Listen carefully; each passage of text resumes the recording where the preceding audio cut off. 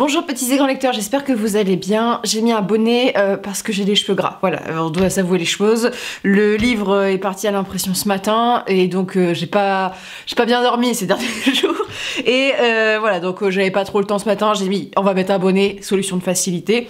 Avant de commencer l'update lecture, je voulais simplement vous dire qu'il y a des petites dates qui sont à prévoir à la fin de l'année pour les 3 normes. C'est le dernier week-end de novembre, donc ça doit être dans 2 semaines, du 25 au 27, donc du vendredi au dimanche.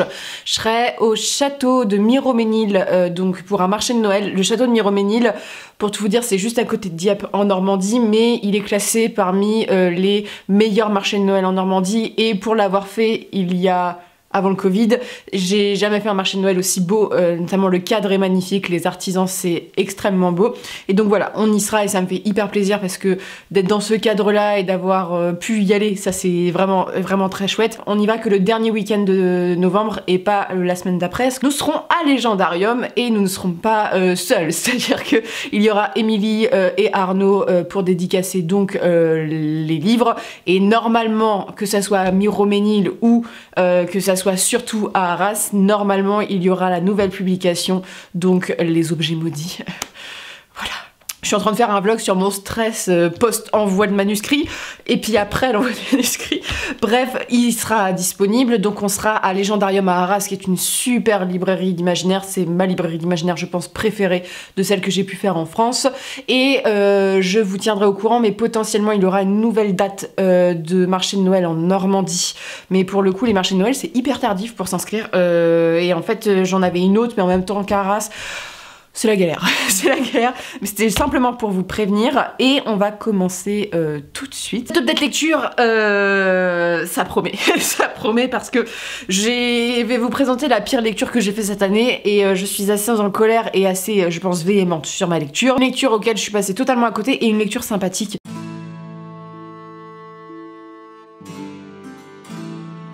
Est-ce qu'on commencerait pas par le sympathique, histoire de se mettre en jambes? J'ai été très touchée déjà de la petite carte qu'on a mis dans le livre. C'est, je crois, la première fois que l'éditeur m'envoie un de ses livres, et donc je parle de Dan Simmons, Le nez boussole d'Ulfan Banderos. Donc c'est Laura qui m'a envoyé son petit mot, et merci beaucoup, c'est super gentil. C'est une nouvelle sur donc un monde un peu particulier. Ce livre, il peut être lu indépendamment. Il peut être lu indépendamment de cet univers, mais je pense qu'on peut l'apprécier vraiment à sa juste valeur si on connaît l'univers de Jacques Vance et si on connaît l'univers de la Terre Mourante. C'est un univers qui est très connu en imaginaire. Jacques Vance, c'est un auteur qui a écrit avant Tolkien, et c'est ce qui en fait son charme.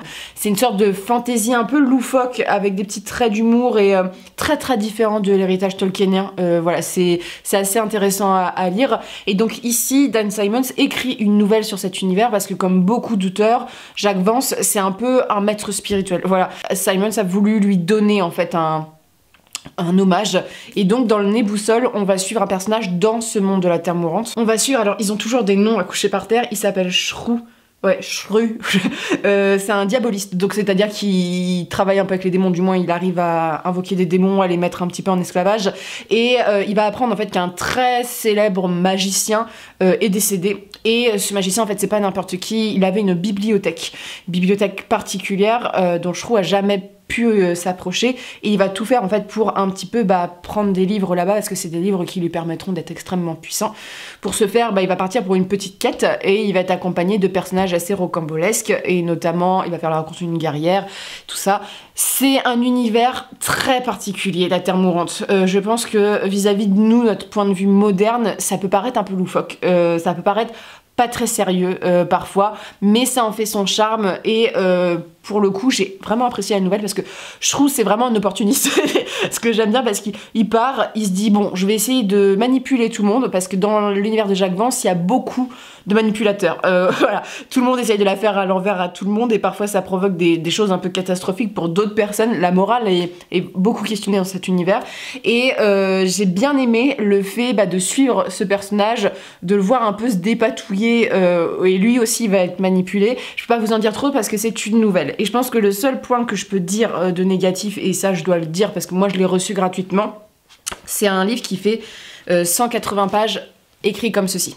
Donc c'est écrit assez gros, qui est au prix de 18 €. Donc voilà, c'est un livre qui coûte assez cher, mais je pense que c'est un livre qui vaut le coup d'être découvert, et pour les gens qui n'ont pas forcément les moyens, qui vaut le coup d'être découvert potentiellement en poche plus tard. Ça m'a fait plaisir que Robert Laffont publie l'imaginaire dans la collection Robert Laffont, parce qu'il y avait la collection R pour Young Adult, mais j'avais pas le souvenir qu'il publiait vraiment de l'imaginaire pour le coup, et c'est vrai que j'aime bien découvrir Dan Simmons dans quelque chose que je connais pas trop de lui, parce que bon, moi j'ai adoré Terror, qui est je pense un de ses meilleurs livres, et j'aime beaucoup ses nouvelles parce qu'il avait écrit plein de nouvelles super intéressantes, et surtout on voit que c'est un passionné de science-fiction et d'imaginaire, et qui fait partie de ces auteurs comme George R. R. Martin, avoir beaucoup été dans la nouvelle et être très bon dans ça. Voilà, moi je me suis découvert une passion pour la nouvelle, je ne pensais jamais apprécier autant les nouvelles, et j'adore les nouvelles, et c'est vrai que ce format est bien passé, ça m'a fait sourire, et ça m'a même fait plus rire que Jacques Vance. Voilà, j'ai vraiment trouvé ça assez drôle. Le portrait des femmes dedans, c'est assez loufoque, et en fait, ce qui est assez bien fait de l'auteur, ça peut être questionné, mais c'est qu'il est vraiment dans l'héritage de Jacques Vance. C'est-à-dire que même si c'est un texte qui a été écrit un petit peu après, on est dans un univers des années 50-60, donc ça se voit dans l'écriture, et ça se voit aussi dans la représentation de personnages, mais c'est vrai qu'on a une sorte de guerrière badass, séductrice, et qui est attirée par un vieux crouton, ça m'a fait rire sur le coup, mais voilà, il y a toujours, comme chez Jacques Vance, il y a un truc un peu avec la sexualité et tout, bref, à découvrir pour les fans, voilà, et si vous voulez vous faire une petite idée sur la plume de Dan Simmons, c'est pas ce moi je n'avais pas trop retrouvé son style dedans, on voit vraiment que c'est un mélange en fait de son style et du style de Vance. Bah, pour passer un petit moment sympa, c'est une lecture qui est hyper chouette à lire entre deux gros livres, voilà, et pour les amateurs un petit peu de ce genre de fantasy, ça passe très très bien. Ensuite je vais vous parler du livre, qui m'a posé le plus gros problème à la fin, je pense que de toute façon on va avoir des choses à dire. Là je vais vous parler du livre, je suis passée totalement à côté de ma lecture, j'étais très hypée par le livre, et j'ai fait une erreur impardonnable selon moi, j'ai lu la préface, il faut que j'arrête de faire ça. Je lis plus rarement les préfaces maintenant, parce que souvent les préfaces spoilent. Et en fait là, elle spoilait pas trop au début, c'était plus un avis d'auteur sur cet univers. C'est pas n'importe quel auteur, c'est Alan Moore qui fait la préface de Vorse, de B. Catling. J'adore la couverture de ce livre. Je m'attendais à un coup de cœur en fait avec ce bouquin, parce que c'est une sorte de forêt magique, d'aventure, d'exploration. Moi j'adore tout ce genre d'univers, c'est un truc qui passe vraiment très bien pour moi dans les films et tout, un peu un côté d'aventure et de mystère. Je m'attendais même presque à de la faillerie un petit peu, voilà, mêlée à tout ça, ce qui n'a pas été le cas. En fait, Alan Moore, il dit que c'est le renouveau de l'imaginaire, que c'est fantastique, c'est super bien écrit. Et en fait, je suis passée totalement à côté. C'est-à-dire que je me suis ennuyée pendant une partie du roman. Il y a des moments, j'ai même décroché à la lecture. Alors, je peux pas en vouloir au livre, c'est-à-dire que véritablement, là, les derniers mois, ça a été infâme, on va dire, en termes de lecture pour moi, parce que je corrige les livres que je lis. C'est infâme. Je vous recommande pas du tout ça. Hier, j'étais en train de lire je sais plus quoi. Qui est Vendien ? Oui, c'était Qui est Vendien, où j'étais en train de corriger les césures du texte. On est sur ce délire-là. Et donc, j'étais concentrée sans être vraiment concentrée dans ma lecture, et peut-être que c'est un texte qui demande un peu plus de concentration pour l'apprécier. L'ambiance est assez chouette, c'est-à-dire qu'on va suivre un personnage, on va suivre plusieurs personnages, et en fait les points de vue s'entremêlent, on sait pas trop où ça va au début, hein. C'est très cafouillé au début, t'es en mode d'accord, bon, on y va. Le texte se décante, et au fur et à mesure, on va aller dans cette forêt qu'on ne peut visiter qu'un certain nombre de fois, qui est très étrange, où il y a des créatures un petit peu bizarres, et je pense que, en fait c'est la 4e qui vend un peu ça, je pensais qu'on allait être beaucoup plus sur le fantastique, et dans la forêt, avec les créatures, ce qui n'est pas forcément le cas. Sincèrement, c'est plus l'avant, l'après, l'autour, développer les personnages auxquels je me suis pas vraiment attachée. Il y a ce côté humain bête qui ressort du texte, voilà, qui est assez particulier. C'est un livre qui est un livre à atmosphère. Voilà, c'est un livre un peu... on aime ou on n'aime pas. Idée très originale par contre. On va suivre un homme qui est amoureux d'une sorcière, et en fait lorsqu'elle meurt, elle transfère son âme dans un arc. C'est ça. Je pense qu'Alan Moore a décidé que c'était la très très bonne fantasy grâce à ça, parce que le texte a, je trouve, une originalité, un truc que j'ai aimé, c'est que il sort des sentiers battus, et qu'est-ce que ça fait du bien. Mais j'ai trouvé le truc un peu cafouillé, brouillon. Et c'est que le premier tome d'une trilogie, et sincèrement je lirai pas la suite parce que je me suis trop ennuyée pendant la lecture, et peut-être en fait, et sans doute ça l'est, c'est une mise en place en fait. On voit que c'est une mise en place, mais c'est une mise en place très long, portée par un style en fait où moi j'ai pas trouvé une certaine plume hein, derrière le texte. Alors je sais pas si c'est on va dire plutôt la traduction qui rend ça, mais j'étais assez hermétique au texte et au personnage. Même il y a des personnages de femmes qui m'ont un petit peu touchée dans le texte, voilà, cette histoire d'amour un peu tragique de son homme et son arc, mais en amateur d'imaginaire je pensais être plus investie dans le récit et ça n'a pas été le cas. N'hésitez pas à dire si vous l'avez lu, parce qu'en fait c'est même assez brouillon dans ma tête l'histoire. Je lisais le texte et j'étais pas dedans, j'étais pas rentrée dedans. J'ai toujours été un peu, vous savez, en décalage. Souvent moi quand je lis, je suis vraiment dans le texte. Vous voyez, j'arrive à projeter mon esprit. Je suis docteur Xavier. J'arrive à me projeter. Et là, ça n'a pas été le cas. Je me voyais lire plus que je lisais, tu vois. Et c'est vrai que bah, c'est un petit peu dommage, mais je pense que c'est en partie à cause de moi, parce que ce texte est très apprécié voilà, à l'étranger. Côté surréaliste et poétique, qu'elle n'est pas du tout à mon mood actuel, et je pense que c'est ça, mais c'est vrai que ça n'est pas passé pour moi, mais je vous conseille quand même de le découvrir, rien que pour l'originalité du texte, le développement, parce qu'on voit que c'est assez construit. Par contre, si vous aimez pas les rythmes assez lents, ça risque de pas d'accrocher. Voilà, j'arrive pas à parler plus de Vorse, parce que déjà j'arrive pas à prononcer le nom, mais c'est vrai que j'étais hermétique et c'est vraiment dommage parce que tu vois qu'il y a du potentiel dans le texte et c'est original et qu'il faut mettre en avant ces textes-là. Je pense que là on va parler du nœud du problème. On va parler du nœud du problème. Bah, Blood and Honey. Alors, je peux dire sans le cacher que ça a été ma pire lecture de l'année. Ma pire lecture de l'année. L'autrice n'est pas française, donc je vais me permettre de dire des choses que je dirais pas forcément quand il y a un auteur français qui peut comprendre mes paroles. J'ai détesté. J'ai réussi à être déçue alors que je m'attendais à rien. Et au-delà en fait de la qualité du texte, là je vais vraiment juger l'édition de De Saxus parce que je suis vraiment pas sûre que ça soit le même cas pour l'édition anglaise, même si on m'a dit qu'en fait il y avait plein de gens qui trouvaient ce texte mauvais. C'est ni fait ni à faire. Voilà, on va parler de ça. Alors, Blood and Honey, c'est la suite de Serpent and Dove, alors qui avait beaucoup de défauts, mais qui avait le souci dans la fin de son texte de donner envie. Serpent and Dove, c'est un enemies to lover. On suit une sorcière dans un monde où on chasse les sorcières, qui a fui sa maison, et vous allez le découvrir au fur et à mesure du récit, qui va se retrouver mariée de force par un concours de circonstances à un chasseur de sorcières. Le parti pris du texte, c'est de renverser les clichés. C'est pas fait de manière subtile, voilà, loin de là, c'est-à-dire que les sorcières, on pourrait dire que c'est plutôt habituellement les personnages mecs de romance, et les chasseurs sont un peu les vierges effarouchées du roman, voilà, si je peux m'exprimer ainsi. Donc voilà, on avait déjà ce vocabulaire un peu cru, tout tourne un petit peu autour de la fesse dans le tome 1, ah bah c'est rien par rapport au tome 2, c'était infâme dans le tome 2. On va suivre donc cette jeune fille, je sais même plus comment elle s'appelle, Lou, qui va donc épouser Reed, et tous les deux vont un petit peu s'en sortir parce que voilà, il y a des nœuds et tout ça qui vont se démêler dans un univers qui, au-delà dans le tome 1 était de la romance, se développer des choses un petit peu intéressantes, hein, même si ça manquait un peu de profondeur. On avait en fait toute cette menace avec les sorcières qui sont pas du tout cool pour un récit young adulte, hein. Il y a beaucoup de morts et tout ça, donc j'étais un petit peu interpellée pour lire la suite parce que je pensais que le premier tome, naïf que j'étais, serait de la romance pour placer les personnages, et après qu'on allait avoir de l'histoire et de l'action. Que nenni. Que nenni. Pourquoi? Parce que ce texte, j'ai l'impression d'avoir à toutes les pages des blagues de cul hyper déplacées et hyper beaufs. Ce texte est un des textes les plus beaufs que j'ai lu de ma vie. Lou est insupportable. J'ai l'impression d'avoir GG 50 ans, son petit Ricard au PMU du coin, qui va harceler sexuellement des gamines qui rentrent dans le bar, tu vois. Vraiment, j'avais l'impression d'avoir ça comme personnage. Infâme. Et au-delà de ça, au-delà du fait que Lou, j'avais envie de l'étrangler à toutes les pages, que Reed, en fait, on est encore sur ces clichés. En fait, l'autrice a voulu casser les clichés, mais en fait, elle les renforce parce que ça en devient... Je comprends que c'est pour dire, oui, les femmes ont le droit d'assumer leur sexualité, les hommes ont le droit d'avoir une certaine...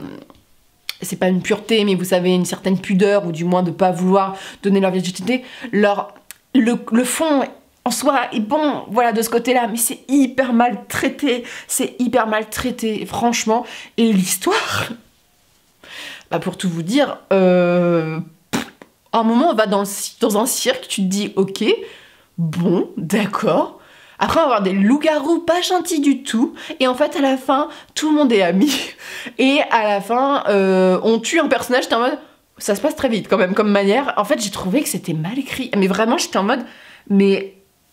quand même, je sais pas, c'est un truc à succès, c'est un truc qui est édité, je pense que c'est un éditeur, j'ai pas vu chez qui c'était édité en Angleterre, mais ça m'a vraiment fait, alors je veux pas être méchante en disant ça, mais ça m'a vraiment fait penser à une fiction hyper mal écrite, vraiment, j'étais en mode, ok, alors l'histoire c'est pas du tout réussi, il y a un décalage entre, les personnages vont faire de l'humour beauf alors qu'il y a des trucs avec des meurtres d'enfants, t'es en mode, ok, bon, on est sur un truc, il y a un problème de ton, il y a des problèmes partout dans la construction du récit, dans la construction des personnages, et surtout, alors ça il faut le signaler parce que je pense que c'est important de vous le dire, de Saxus, c'est une maison d'édition qui est extrêmement à la mode en ce moment, et surtout, alors c'est un livre que j'ai reçu de leur part, c'est une maison d'édition qui a énormément de problématiques au cul, je vous en ai déjà parlé en vidéo Twitch, plutôt liées à du queerbaiting, à des problèmes vis-à-vis de leurs employés, et moult choses, de fiscalité aussi, on peut souligner plein de choses comme ça. Là, c'est édité avec les pieds.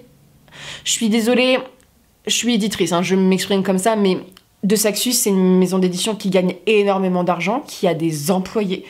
Et je ne comprends pas comment une maison d'édition de cette importance publie quelque chose que je pourrais voir en auto-édition. Tu vois, quand je vois des auteurs en auto-édition, moi je juge pas en fait qu'il y ait des fautes et tout, parce que déjà ça coûte super cher d'éditer un livre, et surtout c'est pas leur métier. Et même des petites maisons d'édition que je suis, où il y a des éditeurs et tout, c'est le prix d'un livre, trouver un bon correcteur et tout, c'est compliqué. Donc voilà, il y a des coquilles dans tous les textes, même dans les grands textes, chez les grands éditeurs, il y a des coquilles. Là c'est plus qu'il y a des coquilles, c'est qu'il y en a beaucoup, et qu'il y a des problèmes de mise en page, et même les choix de mise en page, le bouquin est extrêmement, je trouve, mal foutu. Entre les césures, les guillemets, les problèmes, parce qu'il y a pas mal de problèmes de mise en page. Alors ça, c'est peut-être parce qu'en ce moment, j'arrêtais pas de faire de la mise en page.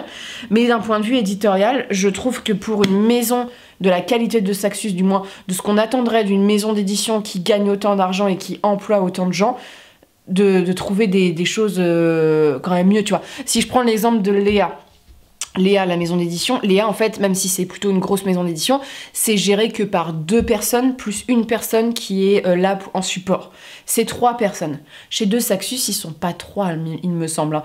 Et Léa, il y a beaucoup moins de coquilles que dans celui-ci, voilà. Et pareil, la traduction, ça se sent que la traduction est pas bonne. Sur la traduction, je vais pas m'exprimer sur le travail du traducteur, parce qu'il y a peut-être des conditions qui font que le travail aboutit à ça, voilà. Je pense que c'est plus un problème éditorial qu'autre chose, mais c'est vrai que je n'avais pas le souvenir que c'était comme ça dans les autres livres de Saxus, et je trouve que c'est un peu prendre le jeune lectorat pour un truc, tu vois. Je sais qu'ils veulent donner un petit côté jeune. Là, je vais vous prendre un mot, tu vois, je tombe là-dessus. Il y a beaucoup de césures de, tu sais, au lieu de dire je vois rien, il dit je vois rien. Vous avez vu quelque chose? Et tu vois, que dalle, va voir au ruisseau alors Knouki.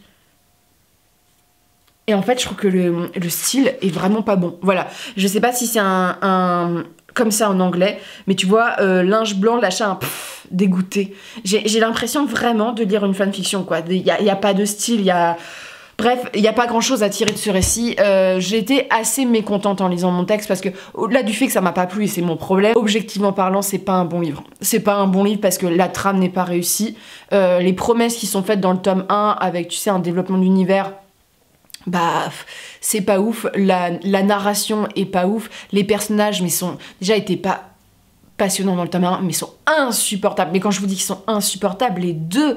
Alors je sais que je suis pas une fan de romance, mais là t'as envie de prendre l'un pour taper sur l'autre, hein. Même les personnages secondaires, tout tourne autour de la fesse, c'est insupportable. Et en fait ça me choque, parce que même s'ils mettent 15 ans et plus, De Saxus, c'est une maison d'édition young adulte. Et en fait je suis... Même à 15 ans, tu vois, même à 16 ans, j'aurais trouvé ça très mauvais. Voilà. Je trouve que c'est un livre, je comprends pas en fait l'intérêt autour de celui-ci. Après, j'ai parlé avec plusieurs d'entre vous, que ça soit en salon ou même voilà sur Instagram et tout, qui m'ont dit qu'ils avaient trouvé le livre infâme aussi. J'ai pas vu de bonne chronique et j'ai pas regardé, voilà. Mais pour moi, c'est vraiment un échec. Pour tout vous dire, je voulais lire la suite, voilà, parce que en fait elle est forte, l'autrice, qu'à chaque fois elle te donne envie, t'as l'impression qu'il y a que les 20 dernières pages qui sont intéressantes. Mais je sais pas si j'ai envie de m'infliger le tome 3. Vraiment, je sais pas si j'ai envie de m'infliger ça. Voilà, c'était pas ouf. Ça signe sûrement une de mes dernières lectures chez De Saxus. Je veux dire, la seule saga que j'apprécie, c'est la saga sur le roi Arthur. Donc je pense que je vais finir cette saga-là et après, je vais laisser passer. Je vais me tourner vers d'autres maisons d'édition young adult qui me correspondront plus parce que là, vraiment, j'ai l'impression de lire de la fanfiction. Voilà, donc autant lire de la fanfiction que... Je lis des fanfictions Harry Potter qui sont beaucoup mieux écrits que ça. Donc voilà, je suis un petit peu déçue et ne le prenez pas mal si vous avez apprécié ce livre, hein, mais sincèrement, moi je trouve que c'est pas normal d'avoir ce genre de texte. Voilà, c'est vraiment la démonstration de l'édition actuelle qui est faite et que vous-même, les lecteurs, on va dire, qui ne sont pas du milieu professionnel, vous rendez compte, c'est-à-dire que là, on est dans un processus depuis quelques années, notamment en jeunesse et young adulte, de production à outrance, productions qui n'ont pas forcément de sens et productions qui ne sont pas travaillées. Et à mon sens, c'est vraiment, je pense, un texte qui a été fait à la va-vite et ça se sent, voilà, et c'est un petit peu dommage. Mais voilà, pas grande réussite. Sur ce, bah voilà, je vais arrêter de cracher mon fiel, voilà, je vais le garder pour moi. Je vous souhaite une très bonne journée, de très bonnes lectures et on se retrouve bientôt pour une prochaine vidéo.